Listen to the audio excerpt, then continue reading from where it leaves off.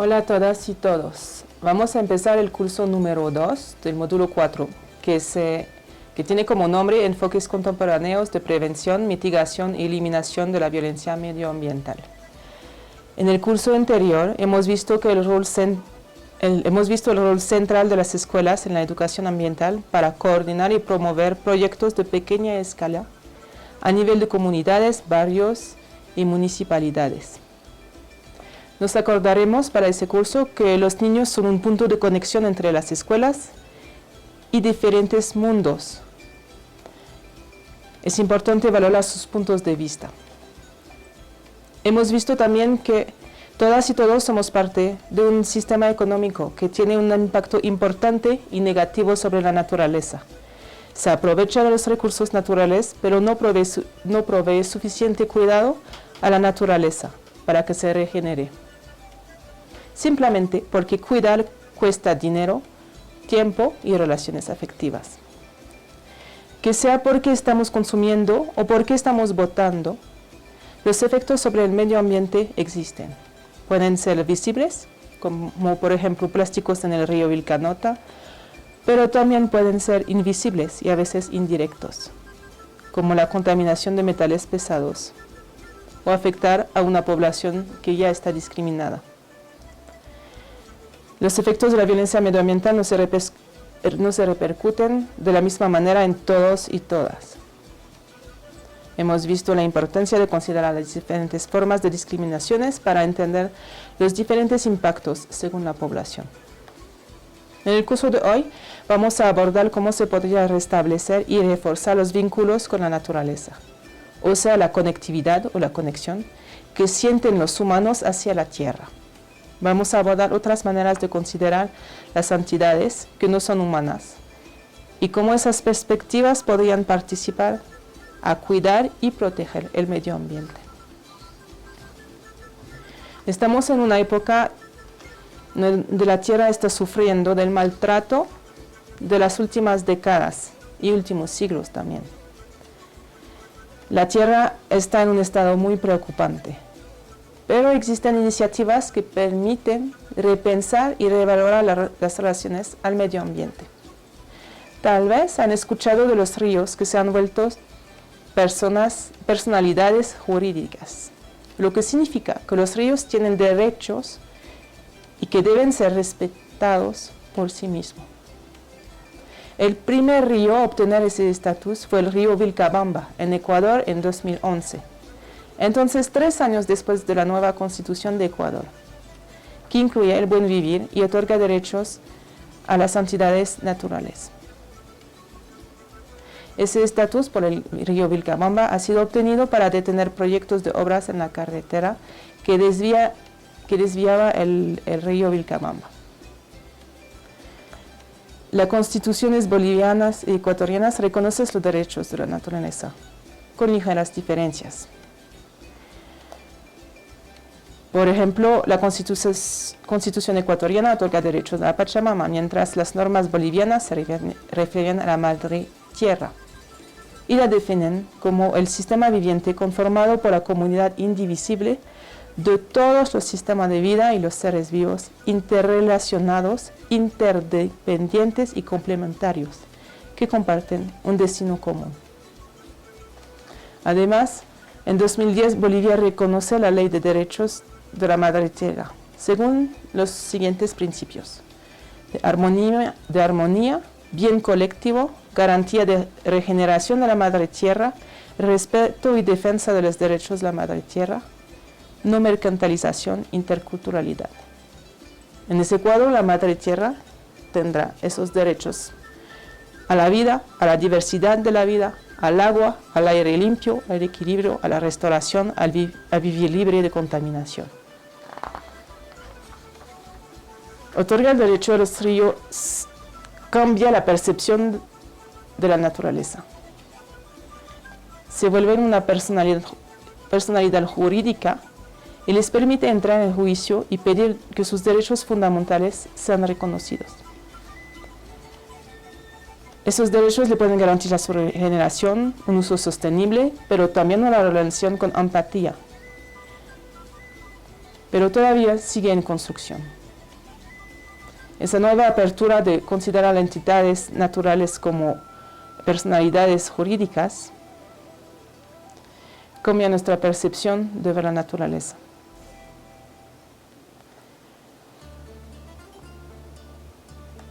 Pero esa apertura todavía no está completa, porque tal vez, como le ha dicho María Luisa Echenagen, esos derechos han dislocado, cuestionado y reivindicado los derechos de la naturaleza. Pero, sin embargo, desde una perspectiva más rigurosa y escuchando al mundo indígena, resulta ser una propuesta incompleta, ya que la concepción de naturaleza entre ambas cosmovisiones varía considerablemente, comenzando porque la palabra naturaleza, tal y como la entendemos en Occidente, no existe en quechua. Desde que el río Vilcabamba ha sido reconocido como una personalidad jurídica, varios países empezaron a interesarse a ese mismo modelo. Por ejemplo, el río Wanganui ha sido reconocido en Nueva Zelanda gracias a todo el proceso del pueblo Iwi. En Colombia es el río Atrato en 2016 que ha sido reconocido, pero no porque los movimientos de los pueblos, pero por las ONGs medioambientales. Otros países como el Canadá ha reconocido el río Magpie, en Bangladesh el río Turag, en Estados Unidos el lago ha sido reconocido también el lago Erie. Hay otros proyectos que todavía no están aceptados. Por ejemplo, en Suiza hay el Rhône, que es un río importante, hay varios proyectos que quieren reconocerlo como una personalidad jurídica. En Perú también hay unos ríos que han sido reconocidos recién como personalidades jurídicas, como el río Marañón en 2024, o antes, también en 2019, ha sido en 2 eventos en el departamento de Puno, han reconocido la madre agua Yacuno-Mama como un ser viviente y sujeto de derechos dentro de la jurisdicción municipal distrital. Se reconoce, entre otros, la sacralidad del agua y que la madre tierra es un ser vivo. También en el mismo año, en 2019, se ha reconocido que la cuenca del río Yayimayo como sujeto de derecho con el fin de generar los mecanismos y estrategias que garanticen la conservación y gestión sostenible del agua. Entonces, esas diferentes ordenanzas reconocen 2 cosas: el significado cultural del agua para los pueblos quechua y aymara, en el caso del Perú, y garantiza la conservación y gestión sostenible del agua. Sin embargo, es necesario también, para que esos derechos sean reconocidos, que es esencial un adecuado marco legal, voluntad política y fortalecimiento de instituciones, así que una participación de diferentes actores. Ese reconocimiento de los derechos no funciona como las áreas de conservación o áreas protegidas. Varias de esas áreas protegidas están financiadas por una red que se llama la Red Plus, lo que significa que por cada árbol plantado, la persona que ha plantado el árbol recibe un financiamiento. Según mi análisis, esos pagamientos o bonos de carbón están financiadas por industrias que contaminan el ambiente, como las compañías aéreas, o por industrias que usan esa manera para pagar menos impuestos porque han colaborado para el desarrollo, como Disney. No siempre se toma seriamente en cuenta los intereses de las personas que viven en el territorio mismo, porque simplemente la lógica es de mitigar el maltrato hacia el medio ambiente que desarrollan esas empresas. Ese proceso participa a marginalizar personas que ya estaban en situación de vulneración y repercuta la violencia hacia la naturaleza a otros lados, sin resolver el problema. Además, establecer parques naturales y biosferas para pagar la deuda de carbón de empresas contaminantes no es sostenible a largo plazo, porque siempre las personas se van a apropiar el espacio de manera diferente de lo previsto, porque no han sido consultados antes. Entonces, ese modelo de otorgar derecho a los ríos, como se hace desde las personas que viven desde los territorios, puede abrir otras perspectivas que, por ejemplo, estas áreas protegidas. Recién también hay otros movimientos como la Declaración Universal de los Derechos de los Ríos, que declara que todos los ríos son entidades vivas que poseen personalidad jurídica en un tribunal de justicia. También recién en la COP16 hay la Coalición Mundial por la Paz con la Naturaleza, que firmó un acto que contiene varios puntos que integran los derechos, o más bien las relaciones entre la violencia humana y la violencia hacia la naturaleza. Como esos dos puntos que aparecen en el PowerPoint, se reconoce que el maltrato hacia la naturaleza ha afectado negativamente a múltiples derechos humanos, ha aumentado la desigualdad y la pobreza. También en el punto 15 reconocen que no puede haber desarrollo sostenible sin paz, ni paz sin desarrollo sostenible. Así se reconoce que la violencia hacia la naturaleza se regresa a los humanos de manera negativa o en forma de violencia estructural, por ejemplo, reproduciendo la pobreza. Y reconoce también que la violencia entre humanos tiene como consecuencia la violencia hacia la naturaleza.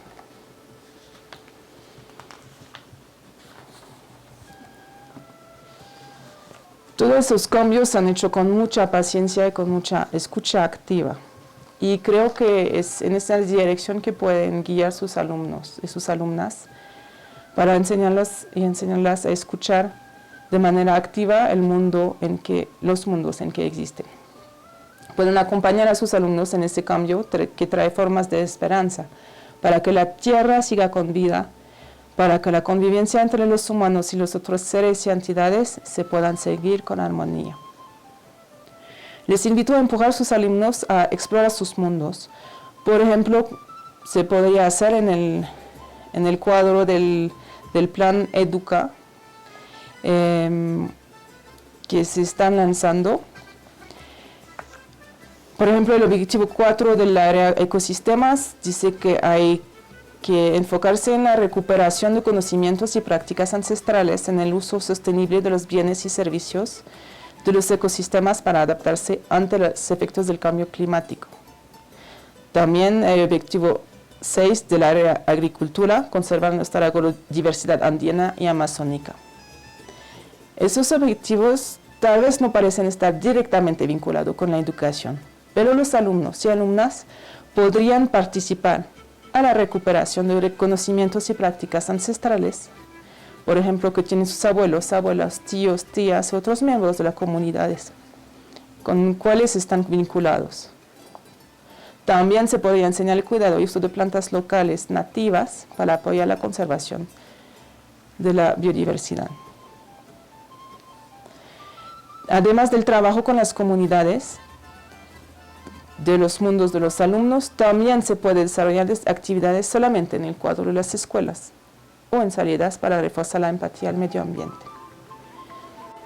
Les voy a proponer unas actividades que tienen como enfoque la conexión o conectividad con la naturaleza. Para empezar, está reconocido que la inteligencia emocional, o sea, la capacidad de identificar y manejar sus emociones, influye en la conexión con la naturaleza.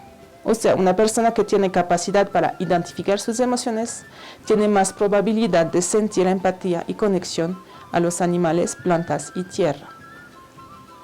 Reconocer las emociones que sentimos hacia la tierra ayudará a reforzar la empatía hacia la naturaleza y la Pachamama, como lo hemos visto también en el curso pasado. Unos investigadores en psicología se interesan en esa forma de conexión con la naturaleza y concluyen que los resultados explican que las personas con mayor inteligencia emocional suelen al mismo tiempo tener mayor conectividad con la naturaleza. O sea, el buen vivir con uno mismo y con los demás es esencial para conectarse con la naturaleza, la Pachamama. Además, esa empatía no es solamente útil para prevenir las reacciones de violencia hacia la Pachamama, pero también puede sostener el bienestar de los alumnos. Varios estudios comprueban que la integración de seres vivos y de espacios naturales apoyan al bienestar de las personas y bajan el estrés. Por ejemplo, hacer deporte en la naturaleza disminuye el estrés,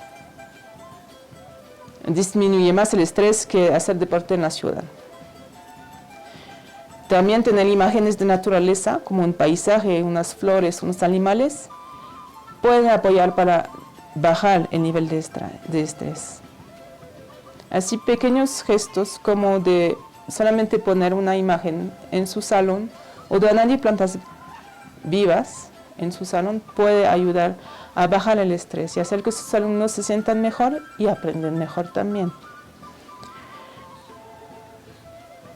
Les propongo seguir los 3 niveles de conexión de la naturaleza para sus prácticas pedagógicas. La primera, con la mente, significa tener información sobre la naturaleza.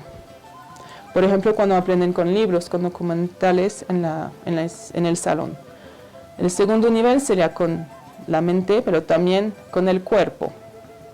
Por ejemplo, hacer actividades en la naturaleza. Ir a un parque, al cerro, ir y observar la vida de un río. Todas esas actividades hacen que los niños no solamente aprenden con sus mentes, pero también con sus cuerpos. El tercer nivel sería con la mente, el cuerpo y la espiritualidad. Por ejemplo, con rituales, ceremonias, meditaciones en la naturaleza. La ofrenda a la Pachamama podría ser un ejemplo. Esos 3 niveles conjuntos llevarían supuestamente a una fuerza de voluntad para dar las posibilidades a los niños de actuar en el mundo actual y futuro. Se podría definir la conexión con la naturaleza como un estado estable de conciencia que comprende rasgos cognitivos, entonces de la capacidad de aprender, afectivos de las emociones, y experienciales, entonces, que pasan por el cuerpo, que reflejan a través de actitudes y comportamientos consistentes una conciencia sostenida de la interrelación entre uno mismo y el resto de los seres vivos y el entorno. De nuevo, el buen vivir con uno mismo, los demás y la Pachamama.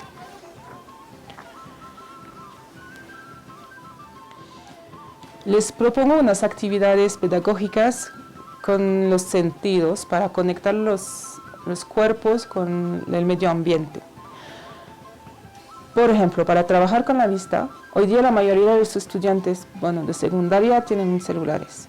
Se pueden aprovechar de esa herramienta para desarrollar proyectos que, por ejemplo, para hacer exhibiciones en su salón de diferentes elementos de la naturaleza o de su entorno. Pueden pedir a sus alumnos de buscar, de tomar fotografía de todo lo que les causa alegría o cólera, tristeza u otras emociones. Cuando conectan los sentidos a las emociones, apoyan una mayor conexión también con el medio ambiente. Se puede ya usar dibujos también, o también técnicas fotosensibles que pueden ser muy baratas. Como ejemplo, agarrar una hoja de papel, echar una mezcla de polvo de cúrcuma y agua y después echar una hoja, por ejemplo, encima, dejar al sol unos días y ahí van a ver que hay una marca de la hoja que se va a hacer. Por el olor pueden trabajar, por ejemplo, reconocer plantas a ciegas con solamente su olor. También pueden oler diferentes tierras, pueden oler también cosas que no son tan agradables como los gases de los carros, por ejemplo. Por todo lo que es el gusto, se puede probar las plantas, las frutas, todo lo que es tocar, se puede también hacer ejercicio a ciega. Por el oído también lo que se puede hacer es o escuchar, reconocer los pájaros según sus cantos, o también grabar sonidos de noche o de día, diferente momento del día. Hay otros, esos son los sentidos externos, pero también hay sentidos internos que pueden trabajar, como la propriocepción, que sea la capacidad de ubicar sus miembros en su cuerpo, la equilibriocepción, saber como de tener sentido la gravedad en el equilibrio, la termocepción, como sentir el calor del sol en su piel, sentir el agua fría, y la nocicepción, que es la percepción del dolor. Bueno, eso sí, tal vez es un poco más complicado de experimentar, pero los otros sí pueden buscar actividades para desarrollar los sentidos externos e internos que nos conectan con la naturaleza. Es importante que trabajen con el cuerpo, porque el cuerpo no es solamente una dimensión esencial de nuestra humanidad, sino también un instrumento básico de toda actuación humana, nuestra herramienta, una necesidad para toda nuestra percepción, acción e incluso pensamiento.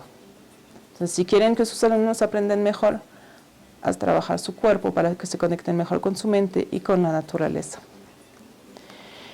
Espero que en este curso les haya dado unas herramientas que le puedan ser útiles para sus próximas prácticas pedagógicas, y les agradezco por su atención. Gracias.